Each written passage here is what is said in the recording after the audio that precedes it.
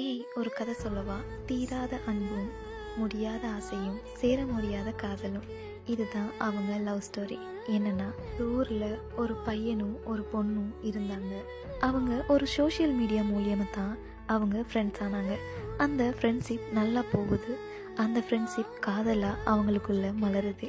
அந்த காதல் அவங்களுக்குள்ள ஒரு நல்ல ரிலேஷன்ஷிப்பாக போகுது.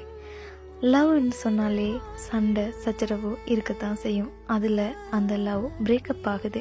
மறுபடியும் அவங்க இன்னும் அதிகமாக லவ் பண்ணுறாங்க. 5 வருஷமா நல்லா போகுது. அதில் தான் ஒரு சிக்கலே ஆகுது. என்னன்னா, யாரோட வாழ்க்கையை யார் தீர்மானிக்கிறதே தெரியாது. அதில் தான் அவங்க வீட்டுக்கே தெரிய வருது. பிரச்சனைகள் ஆகுது. அதையும் தாண்டி அவங்க இன்னும் அதிகமாக லவ் பண்ணுறாங்க. ஆனால் எல்லா கதையிலையும் பொண்ணுங்க வீட்டில் தான் கட்டாயப்படுத்தி கல்யாணம் முடிச்சு வைப்பாங்க. இந்த கதையில் அப்படி இல்லை. இதில் பையனை கட்டாயப்படுத்தி கல்யாணமும் பண்ணி வைக்கிறாங்க. ஆனால் அந்த பையன் சரி நமக்கு இந்த வாழ்க்கை தான் வாழணும்ண்டு அந்த வாழ்க்கைக்கு ரெடியாகி வாழ்கிறான். ஆனால் வாழும்போது தான் அவனுக்கு தெரிய வருது முடிச்ச புள்ள சரியில்லைன்னு சொல்லி. அந்த புள்ளைய பற்றி நிறைய விஷயங்கள் தெரிய வருது. அதுக்கப்புறமா அது டிவோர்ஸும் ஆகுது. டிவோர்ஸ் ஆனதுக்கு பிறகு எனக்காக ஒருத்தி இருக்கா, அவளுக்காக வாழ போறேன்னு அவளை தேடி போறான்.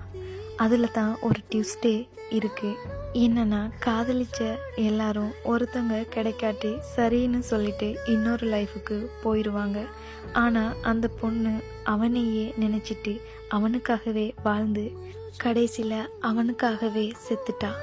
அதை கேட்ட அவனுக்கு ஒரு நிமிஷம் அதிர்ச்சியில அப்படியே நின்றுட்டான். எனக்காக ஒருத்தி எனக்காகவே செத்துட்டாளா என்று.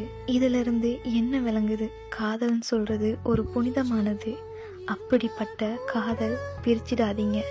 சேர முடியாதுன்னு தெரிஞ்சும் நிறைய பேர் லவ் பண்றாங்க. அந்த வாழ்க்கை கொஞ்ச நாள் சரி சேர்ந்து வாழட்டும்னு விட்டுருங்க. ஆனா இந்த வாழ்க்கையில அவங்க 2 பேருக்குமே வாழ கிடைக்கல.